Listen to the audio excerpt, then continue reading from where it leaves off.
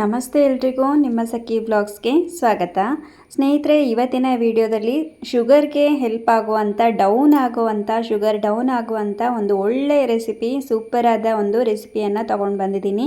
ಈ ಒಂದು ರೆಸಿಪಿಯನ್ನು ಟ್ರೈ ಮಾಡಿ ನೋಡಿ, ಖಂಡಿತ ನಿಮ್ಮ ಶುಗರ್ ಲೆವೆಲ್ ಕಂಟ್ರೋಲ್ಗೆ ಬರುತ್ತೆ, ಡೌನ್ ಆಗುತ್ತೆ. ಸೊ ಈಗ ಮೊದಲಿಗೆ ನಾನು ಒಂದು ಸ್ವಲ್ಪ ಹೆಸರುಬೇಳೆನ ತೊಗೊಂಡಿದ್ದೆ. ಒಂದು 4ರಿಂದ 5 ಸ್ಪೂನಷ್ಟು ಹೆಸರುಬೇಳೆ ತೊಗೊಂಡು ನೆನೆ ಹಾಕ್ಕೊಂಡಿದ್ದೆ, ಆಯಿತಾ. ಅದು ನೆನ್ಕೊಂಡಿತ್ತು ಚೆನ್ನಾಗಿ. 1 hour ಬಿಟ್ಟು ಅದನ್ನು ಈಗ ಬಾಯ್ಲ್ ಮಾಡಲಿಕ್ಕೆ ಇಡ್ತಾ ಇದ್ದೀನಿ. ಅದಾದಮೇಲೆ ಈಗ ರಾಗಿ ಹುಡಿ ಏನಿದೆ, ಮಿಲ್ಲಲ್ಲಿ ರಾಗಿಯನ್ನು ಹಿಟ್ಟು ಮಾಡಿಸ್ಕೊಂಡು ಬಂದಿದ್ದು. ಸೊ ಇದು ನಾವು ರೆಡಿ ಇಟ್ಕೊಂಡಿರ್ತೀವಿ. ಸೊ ಆಗಾಗ ರಾಗಿಯಿಂದ ಮಾಡೋ ಅಂಥದ್ದು ರೆಸಿಪಿ ಎಲ್ಲ ಮಾಡೋದಕ್ಕೆ ಬೇಕಾಗುತ್ತೆ ಅಂತ. ಸೊ ಈಗ ಅದನ್ನು ಸಾಣಿಸ್ಕೊಂಡು ಈಗ ನಾನು ಎಷ್ಟು ಬೇಕೋ ಅಷ್ಟು, ಅಂದರೆ ಈ ರೆಸಿಪಿ ಮಾಡೋದಕ್ಕೆ ಒಂದು 3ರಿಂದ 4 ಟೇಬಲ್ ಸ್ಪೂನ್ ಬೇಕಾಗುತ್ತೆ. ಇದನ್ನು ತಗೊಳ್ತಾ ಇದ್ದೀನಿ.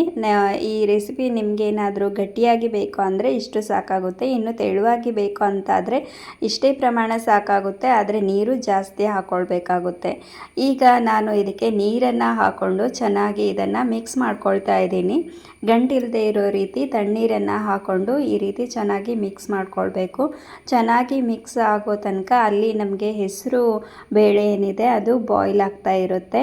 ಸೊ ಅದು ಬಾಯ್ಲ್ ಆಗ್ತಾ ಇರಲಿ, ಇದನ್ನು ಚೆನ್ನಾಗಿ ಮಿಕ್ಸ್ ಮಾಡಿಕೊಂಡು ಅದಕ್ಕೆ ಮಿಕ್ಸ್ ಮಾಡೋಣ. ಈ ಒಂದು ರಾಗಿ ಹಿಟ್ಟನ್ನು ಬಳಸ್ಕೊಂಡು ಈ ರೆಸಿಪಿ ಮಾಡೋದ್ರಿಂದ ಈ ಒಂದು ರಾಗಿ ಪಾಯಸ ಏನಿದೆ ತುಂಬ ಹೆಲ್ಪ್ ಆಗುತ್ತೆ. ನಮ್ಮ ಪ್ರತಿಯೊಬ್ಬರ ಮನೆಯಲ್ಲೂ ಇವಾಗ ಶುಗರ್ ಪೇಷಂಟ್ ಇದ್ದೇ ಇರ್ತಾರೆ.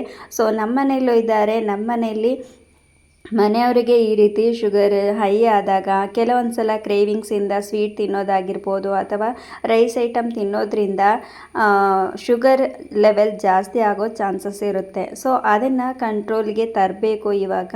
ಹಾಗಾಗಿ ನಾನು ಇದನ್ನೇ ಮಾಡಿಕೊಟ್ಟು ಶುಗರ್ ಫುಲ್ ಡೌನ್ ಆಗಿದೆ. ನಿಜವಾಗ್ಲೂ ಹೇಳ್ತಾ ಇದ್ದೀನಿ, ಈ ಒಂದು ರೆಮಿಡಿ ತುಂಬಾ ಹೆಲ್ಪ್ ಆಗುತ್ತೆ. ನೀವು ಇದನ್ನು ಟ್ರೈ ಮಾಡೋದ್ರಿಂದ ಶುಗರ್ ಲೆವೆಲ್ 400 ಇದ್ದಿದ್ದು 80ಕ್ಕೆ ಬರೋ ಚಾನ್ಸಸ್ ಇದೆ. 80ಕ್ಕೆ ಬರುತ್ತೆ ಖಂಡಿತ. ಸೊ ಆದಷ್ಟು ರೈಸ್ ಅವಾಯ್ಡ್ ಮಾಡಿ ಈ ರೀತಿ ರಾಗಿಯಿಂದ ಮಾಡಿರುವಂಥ ರೆಸಿಪಿನ ಟ್ರೈ ಮಾಡೋದ್ರಿಂದ ಖಂಡಿತ ನಿಮಗೆ ಬೆನಿಫಿಟ್ ಆಗುತ್ತೆ. ಅದರಲ್ಲೂ ಈಗ ಶುಗರ್ ಇದ್ದವರಿಗೆ ಗೊತ್ತಿರ್ಬೋದು, ತುಂಬ ಅಂದರೆ ತುಂಬ ಒಂದು ಎಫೆಕ್ಟ್ ಆಗುತ್ತೆ. ಆದಷ್ಟು ಕಂಟ್ರೋಲ್ ಮಾಡೋದು ತುಂಬ ಒಳ್ಳೆಯದು.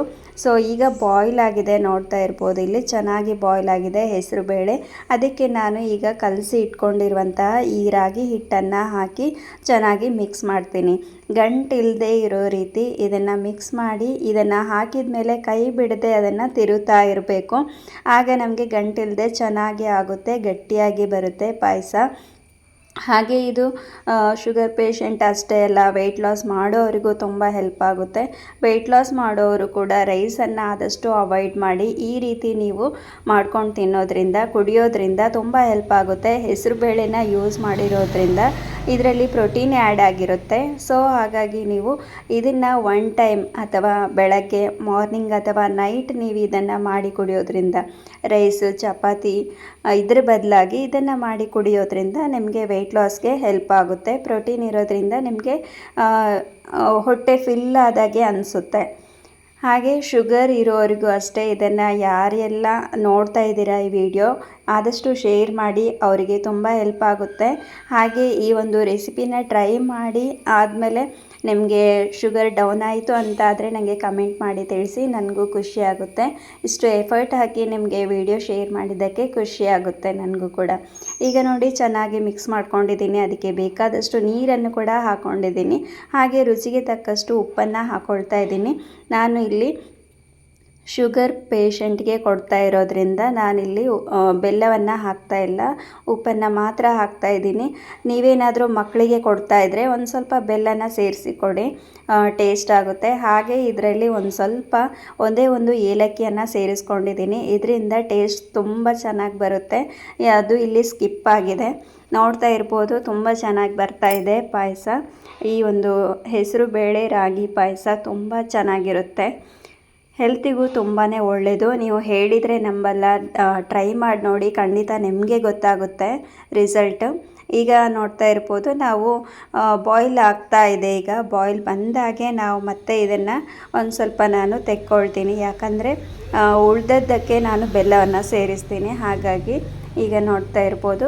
ಒಂದು ಸ್ವಲ್ಪ ಕೈಯಾಡಿಸಿ ಬಿಟ್ಟರೆ ಸಾಕು ಫಸ್ಟಿಗೆ, ಮತ್ತೆ ಬಾಯ್ಲ್ ಆಗೋದಕ್ಕೆ ಬಿಟ್ಟರೆ ಬೇಗ ಬಾಯ್ಲ್ ಆಗುತ್ತೆ. ಈ ಟೈಮಲ್ಲಿ ನಾವು ಇದನ್ನು ಸಪ್ರೇಟ್ ಮಾಡ್ಕೊಳ್ಬೋದು. ಅಂದರೆ ಯಾರಿಗೆ ಇದೆ ಕುದೀತಾ ಇದೆ ಶುಗರ್ ಪೇಷಂಟು ಅವರಿಗೆ ನಾವು 1 ಗ್ಲಾಸ್ ಅಥವಾ 2 ಗ್ಲಾಸ್ ವಾರಕ್ಕೆ, ಒಂದು ವಾರದಲ್ಲಿ ಡೌನ್ ಆಗಿರೋದು ಅಬ್ಸರ್ವ್ ಮಾಡ್ಬೋದು. ಡೈಲಿ 1 ಗ್ಲಾಸ್ ಕೊಡ್ತಾ ಬನ್ನಿ, 1 or 2 ಗ್ಲಾಸ್ ಕೊಡ್ತಾ ಬರ್ಬೋದು. ಅಥವಾ ಇಲ್ಲಿ ನಾನು ಹೆಸರು ಬೇಳೆನ ಯೂಸ್ ಮಾಡಿದ್ದೀನಿ. ಇವಾಗ ಮಳೆಗಾಲ ಆಗಿರೋದ್ರಿಂದ ಆದಷ್ಟು ಬಾಡಿ ತುಂಬ ತಂಪಾಗುತ್ತೆ ಅನ್ನೋದಿದ್ದರೆ ನೀವು ಇದ್ರ ಜೊತೆಗೆ ಒಂದು ಸ್ವಲ್ಪ ಏಲಕ್ಕಿ ಮತ್ತು ಪೆಪ್ಪರನ್ನು ಸೇರಿಸ್ಕೊಳ್ಳಿ.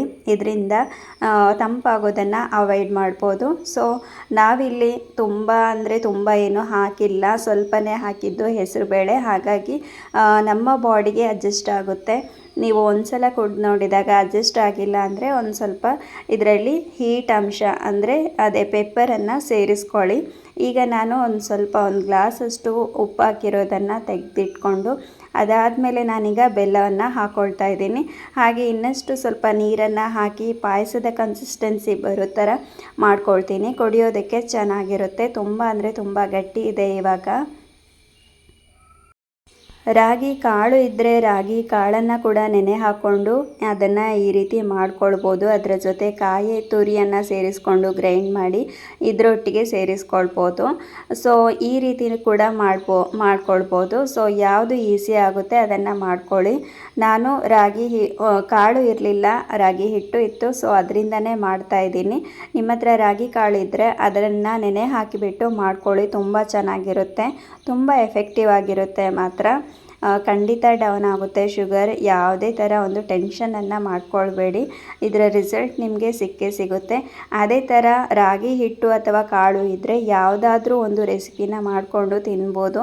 ಆದಷ್ಟು ರೈಸನ್ನು ಅವಾಯ್ಡ್ ಮಾಡಿದರೆ ಆಯಿತು. ರೈಸಲ್ಲಿ ಕ್ಯಾಲೋರಿ ಅಂದರೆ ಕಾರ್ಬೋಹೈಡ್ರೇಟ್ ಜಾಸ್ತಿ ಇರೋದ್ರಿಂದ ನಮಗೆ ಶುಗರ್ ಲೆವೆಲ್ ಜಾಸ್ತಿ ಆಗೋ ಚಾನ್ಸಸ್ ಇರುತ್ತೆ.